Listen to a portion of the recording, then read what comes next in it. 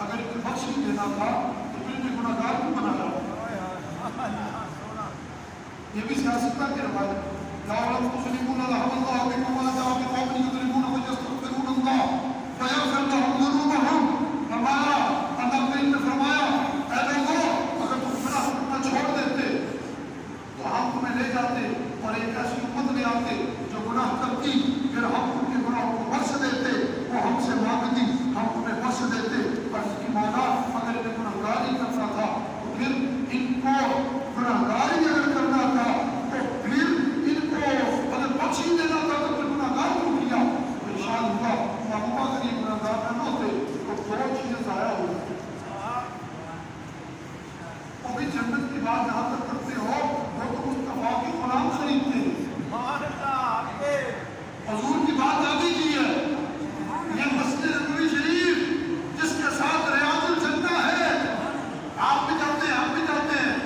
دیوبندی بھائی بھی جاتے ہیں بھابی بھائی بھی جاتے ہیں وہاں جا کے جنت ریاض الجنہ جنت کے ٹکڑے میں نماز ادا کرتے ہیں پوچھو نہ ذرا ان سے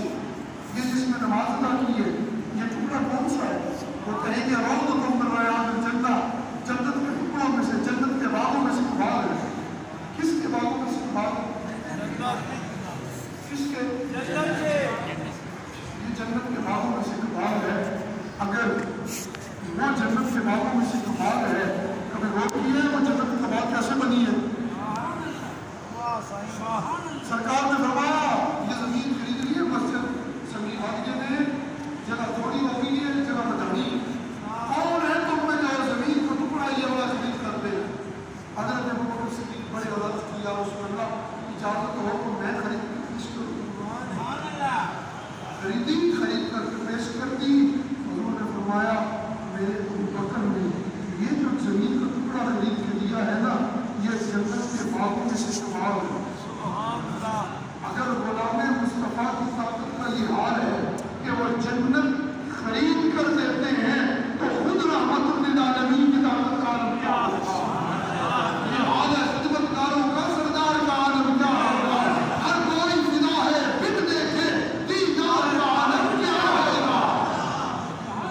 حضور کا عالم تو بہت اوپر کی بات بہت اوپر کی بات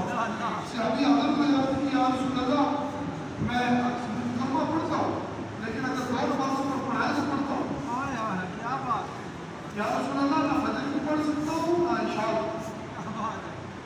اگر ان دو نمازوں کے علاوہ تین نمازیں پڑھوں گا ان تین پر کلمہ پڑھا دیا تو پڑھ دو سبحان اللہ اور میں ہاتھ آ گیا ان مکن کے مالک ہے حضور جب چاہتے ہیں جہاں چاہتے ہیں جو چاہتے ہیں فرما سکتے ہیں کہ اختیار کل مکن اللہ کریم نے اپنے حبیب کو دیا ہے مصطفیٰ جس کو چاہے بخشوا سکتے ہیں اور جس کو چاہے اللہ کریم سے فضل دلوا سکتے ہیں یہ عبداللہ بن ابی منافق تھا منافقوں کا سردار تھا عاشقوں کو بات کچھ اور سمجھ آتی ہے اور جو ظالم بڑے ہوتے ہیں ان کو اور آتی ہے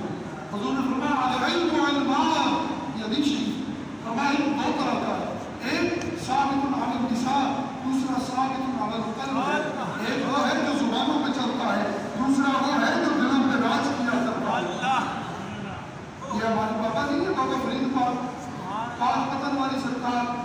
وہ بابا فرید پاک ان کے پاس ایک بندہ آیا بندہ تھا کسی بابا صاحب نے پاس بٹھا لیا اور اپنے ہاتھ سے اس کو روالے طور پر دکھا دیا ان کے مرید اور خلیفہ ہوئے ہیں بابا نظام الدین اولیا وہ فرماتے میں نے دیکھا بابا صاحب کیا کر رہے سیکھ کیا اس کو کھانا کھلا رہے اپنے ہاتھوں سے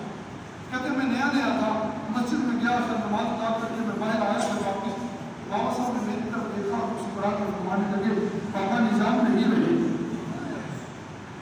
کہتے میں نے بات سنی تو مجھے اتنی اس وقت سمجھ نہ آئی بات کی خیر میں دلی چلا گیا 3 مہینے کے بعد دوبارہ واپس لوٹ کے آیا جب واپس آیا تو میں نے دیکھا مسجد میں ایک بندہ ہے لمبی سی داڑھی ہے ہاتھ میں تسبیح ہے